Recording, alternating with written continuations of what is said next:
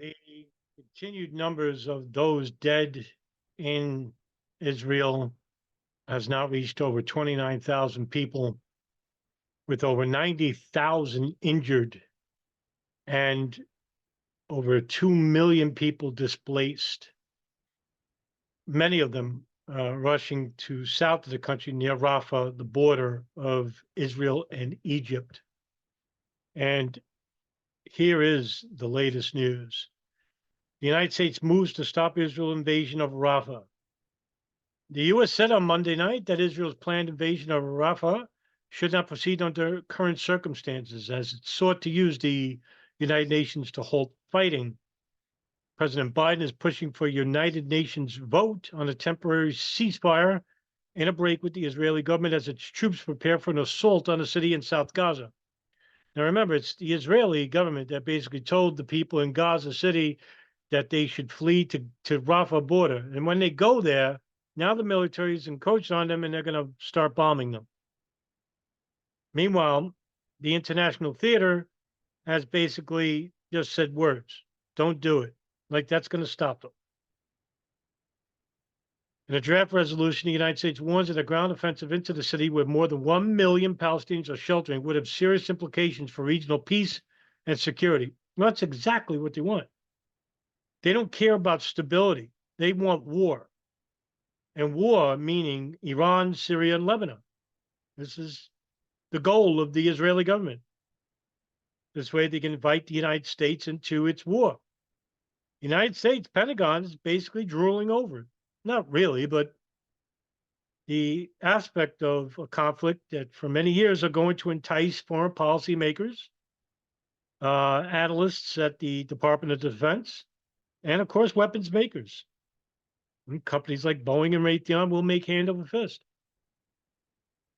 Meanwhile, the generals, they'll be arguing that this is a disaster because of the geographical benefits for Israel, for Iran. If there's a ground invasion, which I doubt, but if this is a long-term war, which I think this will be, because Iran is much different than Iraq and Syria or Afghanistan, the United States will be there for many years. The move comes as Israel has rebuffed efforts by frustrated Western allies to call off its planned invasion of Rafah, the only remaining city controlled by Hamas. It marks a departure for America's initial position at the United Nations that Israel has the right to defend itself. Washington has twice vetoed council resolutions for a ceasefire in Gaza since the Hamas attack on October 7th. Well, how's that going? Because when they made a vote for immediate Gaza ceasefire, look who vetoed.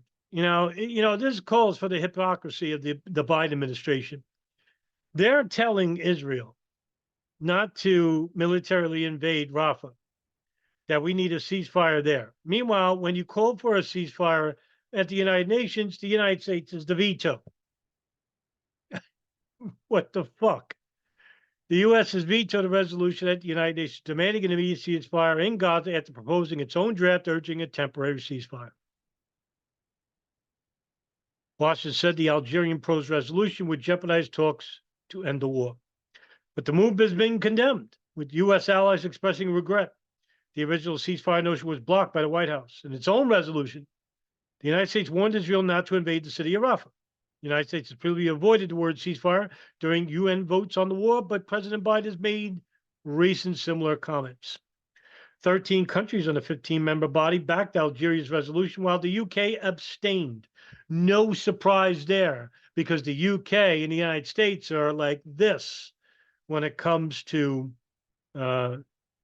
Judeo-Christian nationalism, right?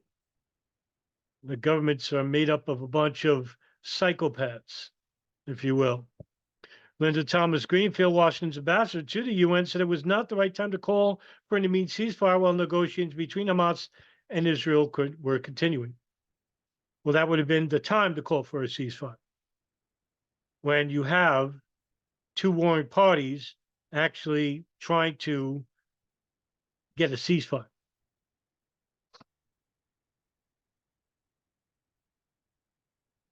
After the U.S. vetoed Algeria's ceasefire resolution, the North African nation's envoy to the United Nations said it would have been a strong message to Palestinians and declared that, unfortunately, the Security Council failed once again. Examine your conscience. How will history judge you? Ammar Benjina said. That's right. And right now, in the annals of history, the United States, and most certainly the government of Israel, will go down as being the lead genociders of the Palestinians in Israel, and that the Israeli government will go down as one of the most genocidal, most racist, nationalist governments in the history of mankind. Israel has put regional security at risk, says Iran's foreign minister. Foreign Minister Hossein Amir Abdullah of Iran says the Israeli regime's protracted war on the besieged Gaza Strip has put regional security at serious risk. Speaking at a press conference at the Sri Lankan capital, Colombo, on Tuesday, Amir Abdullahian said Iran supports any action on the regional and international level aimed at forcing Israel to end its bloody hostilities. The Iranian minister expressed hope that a recent stance adopted by the African Union to condemn Israel will be replicated at other regional and international arenas. More than 29,000 people have been killed since Israel started the deadly war in early October. Well, they didn't start the war. I mean, Hamas instigated it, but I understand because Israel basically did start this conflict as soon as they made the Gaza Strip and West Bank. And this was after the Six-Day War, where for decades, the International Criminal Courts, the United Nations, Amnesty International, the International Center for the Red Cross, have all basically come out, Human Rights Watch, have all come out and basically condemned for the illegal buildments of settlements in Israel, north of the country, near the West Bank, in the West Bank as well, where a lot of the settlers live, which, as we're seeing, a lot of incidents in the West Bank involving settler violence on Palestinians. So, what's left to do, right? I mean, but I'm not a policymaker. It's not my job. I can offer some insight, maybe, but at this point, it will do no good because the Israeli government has their mind set up, and it's a one-track mind. Conflict, total war with Iran and the Shia minority, right? Iran is the leader of the Shia around the world. They are the most populous in Iran and also wield the most power. They also consider Hezbollah a greater enemy than Hamas. And when you have a country that is hell-bent on war, there will be no peace, no matter how many times they try to say that we're a country of peace. No, they're not. The Israeli government has never been about peace. They've been about total conflict for as long as the country has been in existence. They have never seen a moment of peace.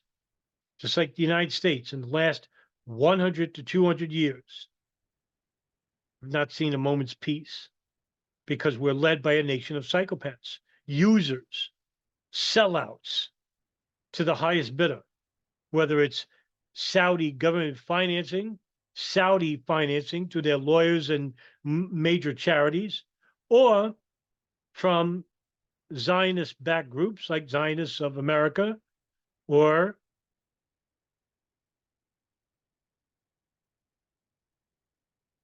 AIPAC, the American Israeli Public Affairs Committee. They control or yield much power in the House and Senate. And they don't dilute between one party to another.